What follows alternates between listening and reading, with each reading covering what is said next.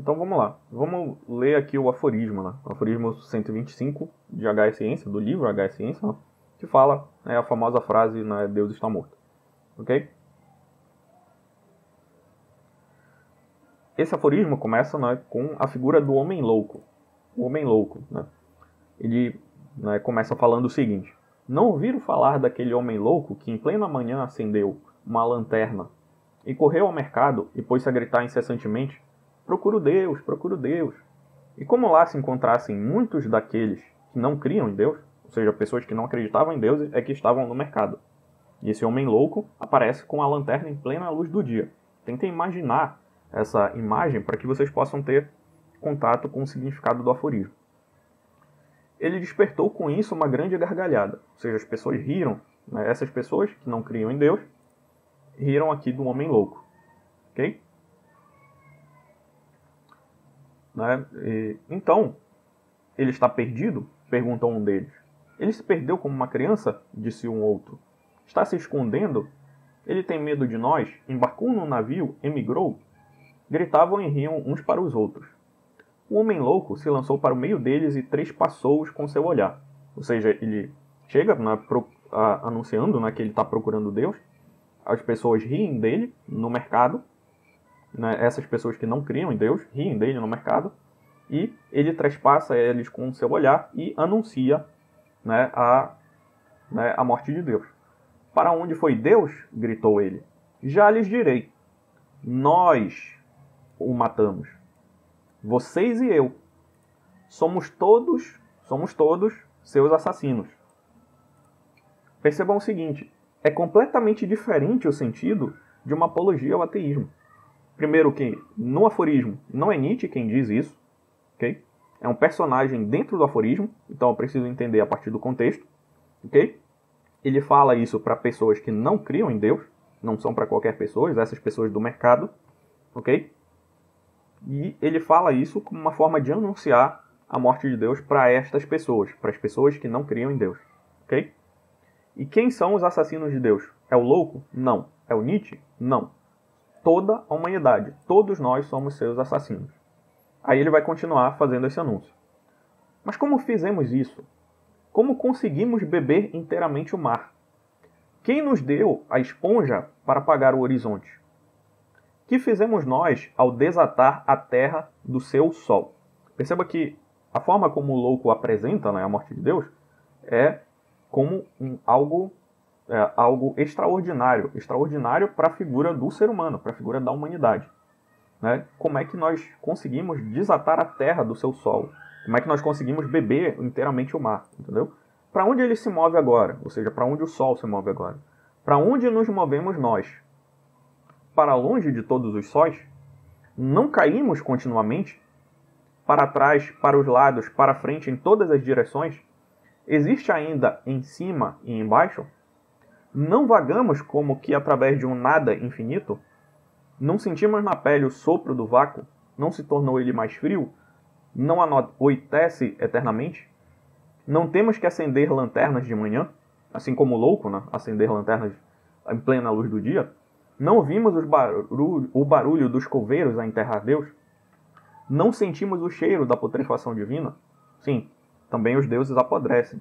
Deus está morto, Deus continua morto e nós enquanto humanidade, que o matamos. Ok? E aí ele vai continuar aqui fazendo o anúncio. Vamos fazer um pequeno parêntese. Percebam o seguinte. Esse anúncio não tem nada de uma apologia. Na realidade, ele está apresentando algo extraordinário para a humanidade, mas que tem um sentido de algo aterrador também. Né? Parece que tudo se torna mais frio, como ele fala aqui. Parece que anoitece eternamente. Né? Não há mais em cima e embaixo. Por quê? Porque Deus ele é o fundamento da própria existência e ele é o fundamento, né, a gente pode ver depois, né, dos absolutos. Né? Ele é um fundamento do além, ele é o fundamento, né, de toda a realidade. Né? Vamos continuar e a gente vai entender o quanto essa visão, né, da morte de Deus é uma visão, a princípio, assustadora. Ok? Como nos consolar a nós, assassinos entre os assassinos? o mais forte e sagrado que o mundo até então possuíra, sangrou por inteiro sobre os nossos punhais. Okay? Quem nos limpará desse sangue? Com que água poderíamos nos lavar?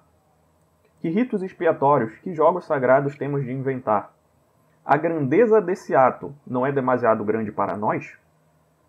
Não deveríamos nós mesmos nos tornar deuses para ao menos parecer dignos dele?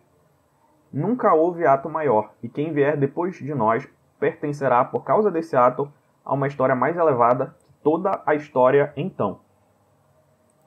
Percebam o seguinte, esse ato, além de extraordinário, e além de assustador a princípio, porque parece que a própria existência perdeu o sentido, né?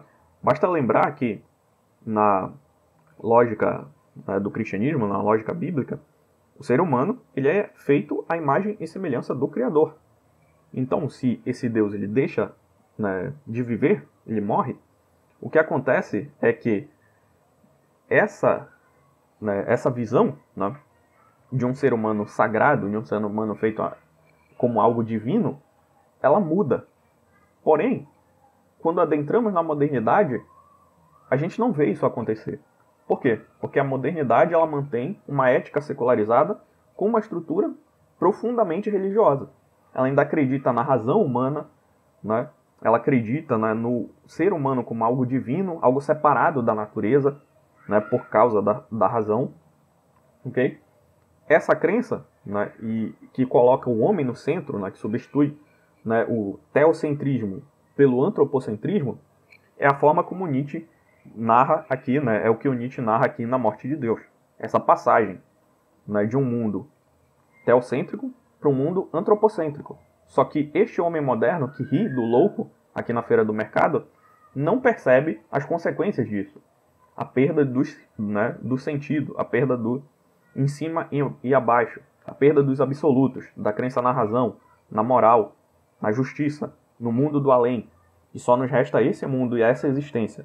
Então é por isso que nunca houve ato maior. E quem vier depois de nós que cometemos esse ato, pertencerá a uma história mais elevada que toda a história até então. Ok?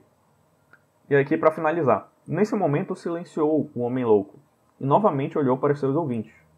Também eles ficaram em silêncio, olhando espantados para ele. E aí, o que o louco diz? Eu venho cedo demais, disse então. Não é ainda meu tempo. Esse acontecimento enorme está a caminho. Ainda anda. Não chegou ainda aos ouvidos dos homens. O corisco e o trovão precisam de tempo. A luz das estrelas precisa de tempo. Os atos, mesmo depois de feitos, precisam de tempo para serem vistos e ouvidos. Este ato ainda lhes é mais distante que a mais longínqua constelação. E, no entanto, eles cometeram. Conta-se também, no mesmo dia, né, o homem louco irrompeu em várias igrejas, e em cada uma entoou o seu requiem a Eternum Deu. Tá? Levado para fora e interrogado, limitava-se a responder: o que são ainda essas igrejas, senão os mausoléus e túmulos de Deus? Ok? Esse é o aforismo.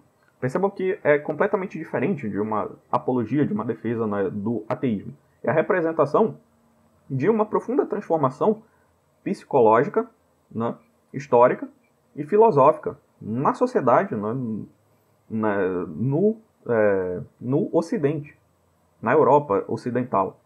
Essa profunda mudança, essa secularização que vai desaguar na modernidade, mas que o homem moderno não vai perceber para onde ela vai caminhar, né? Porque o homem moderno se livra de Deus e coloca o homem no centro, mas ele não tem compreensão do que isso de fato significa, né? E que vai desaguar depois na pós-modernidade, com seu profundo niilismo, né? Com a ausência de valores, de sentidos e de propósitos, né? Essa mudança é o que Nietzsche coloca aqui como a morte de Deus. Ou seja, é um conceito, é uma noção profundamente diferente, né? E muito mais complexa, né, do que a gente tem visto até agora. Ok? Eu sugiro que vocês depois leiam o aforismo aqui e coloquem possibilidade de interpretação e compreensão aqui nos comentários. Ok? Até a próxima.